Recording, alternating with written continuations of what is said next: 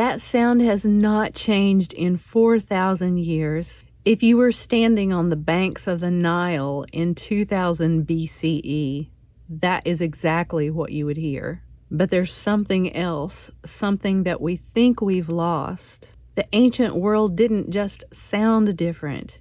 It used notes that don't even exist on a piano keyboard.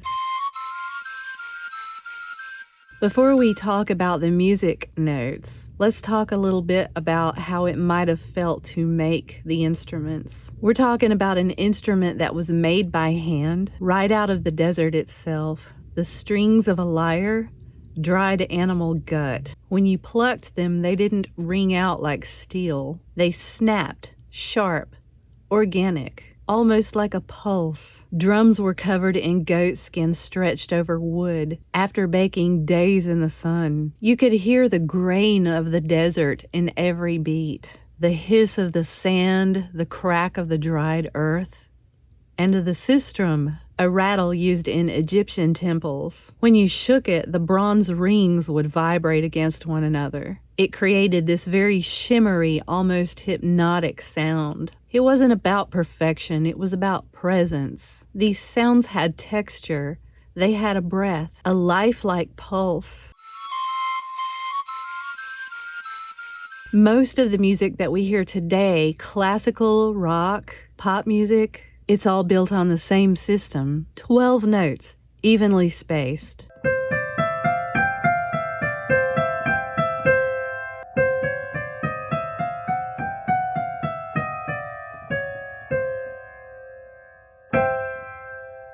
That's a C major chord. It sounds very settled, finished, very complete. But in ancient music, the music of Egypt, Mesopotamia, Turkey, the Levant, they didn't stop at 12 notes. They went between them. They used quarter tones. Sometimes these notes are referred to as blue notes. This is the Rabab. It's one of the oldest stringed instruments in the whole world, and it's the perfect tool to show you what I mean. This instrument has no frets. The player's fingers slide freely along the strings. It's actually considered to be the great-grandfather of the modern-day violin. Now, when fingers are slid over the strings like this, they're sliding between notes, and some real nice magic happens here.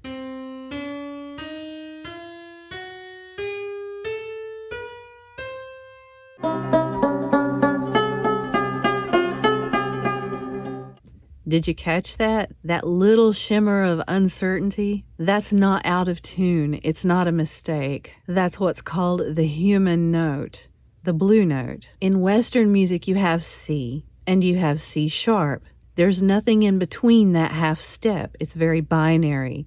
You're either on or off. But in the makam system, the scale system used across the Middle East and North Africa, their sweet spot is that note right in the middle. I would call it more of a frequency. And that frequency does something to your nervous system. It creates a sensation of yearning, of unresolved emotion. The Greeks used to call these notes enharmonic. The Persians built entire philosophical beliefs around them. They believed that certain quarter tones could unlock certain emotions, grief, ecstasy, longing. They weren't wrong. Imagine this. You're sitting in the Sinai Desert, the sun has set, the sky is enormous, and the only light comes from a very small fire. A Bedouin poet sits across from you. He's about to tell a story, an epic that's been passed down for generations, and he begins to play. The instrument isn't loud. It's not meant for concert halls or stadiums. It's designed for this right here. This small circle of people under a vast sky. The body of the instrument is covered in goat skin. The strings are made from either horsehair or gut. And because of that, the sound has sort of a rasp to it, a breath. It doesn't sound like a machine. It sounds like it's breathing. One musician described the Rabab as the instrument that learned how to cry. And that's what these quarter tones do. They let the music cry. They let it exist in the spaces where emotions aren't clean or simple. Modern music's usually designed to sound pretty perfect and polished, auto-tuned, every note locked into place. But ancient music leaned into imperfection, into the spaces between.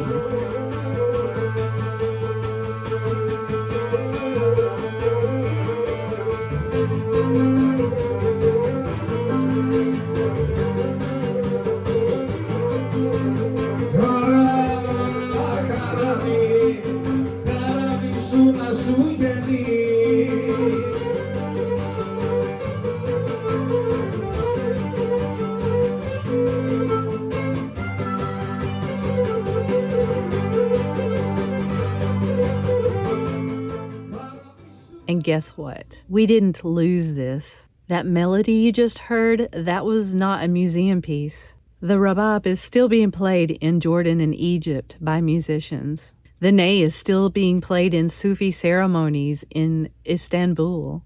Those quarter tones, those in-between notes that sound so beautiful, they're still very alive. We never lost this magic.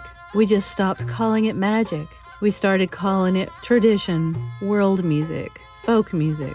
But if you listen really closely, if you let yourself feel those notes in between the notes, you'll hear something that's been with us for 4,000 years.